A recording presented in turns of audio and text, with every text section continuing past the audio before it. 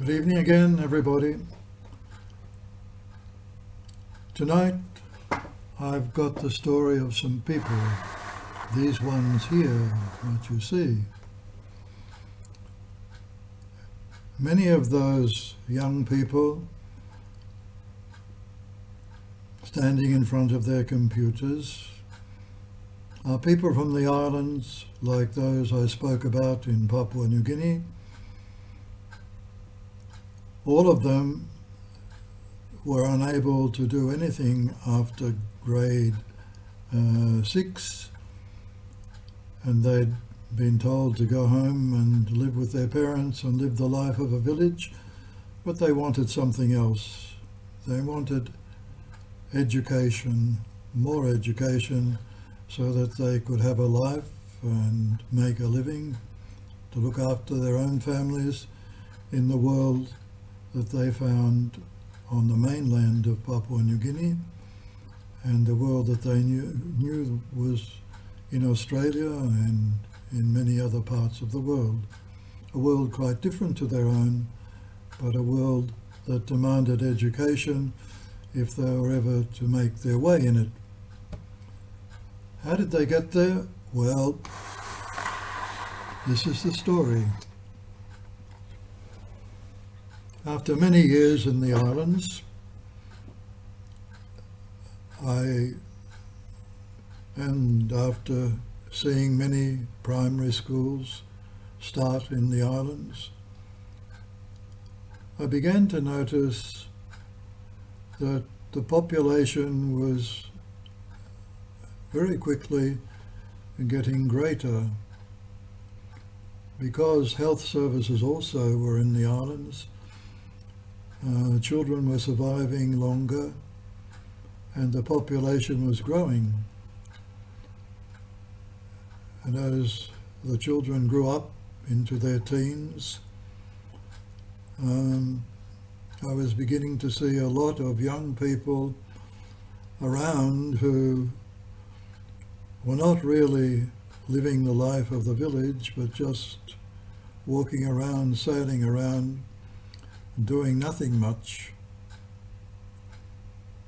And their future didn't look too bright for them and to me. And I knew that they wanted something else. They wanted higher education, secondary education. Maybe they thought about university too, I don't know.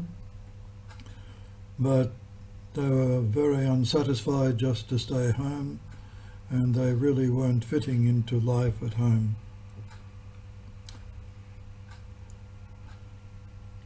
As I told you before, 70% of those graduating from the primary schools in the islands got nothing from the government.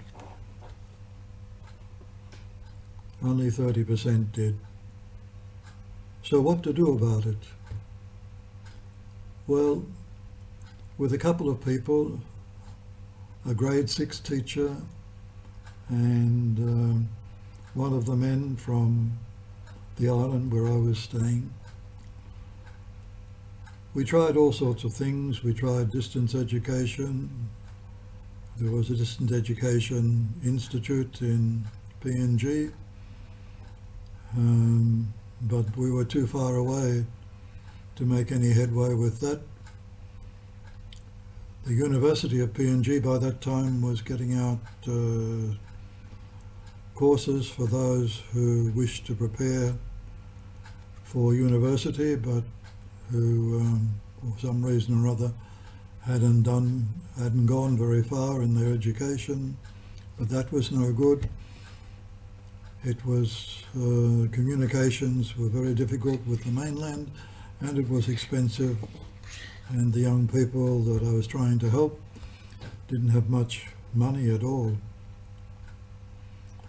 So in about 2007, 2008,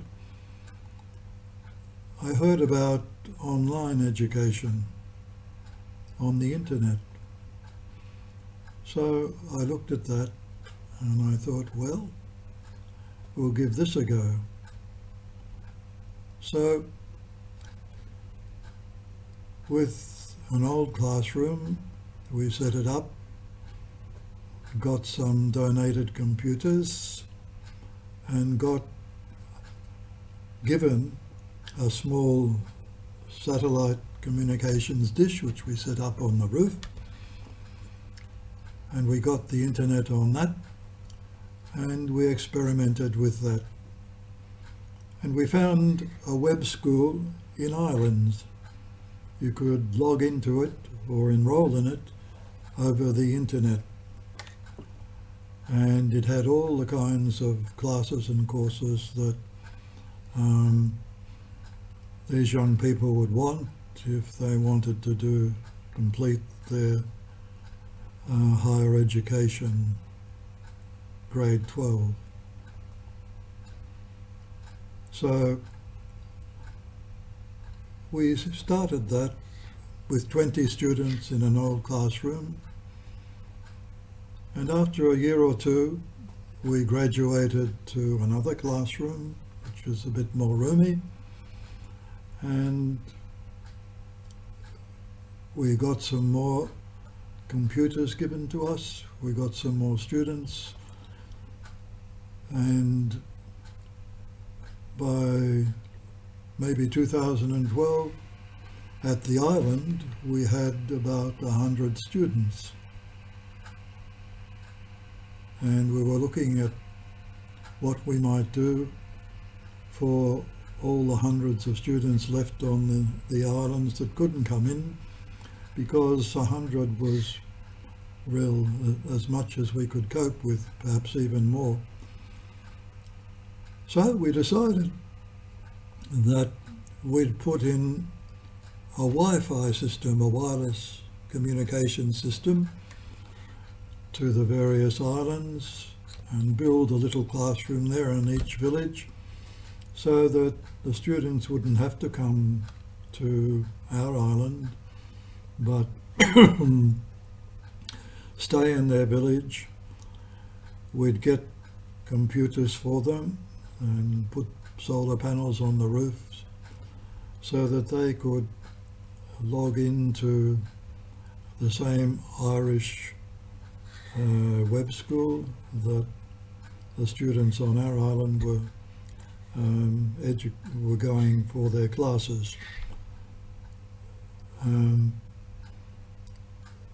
We did that successfully for a time, but something happened, and maybe I'll have to tell you about that next time. For now, God bless.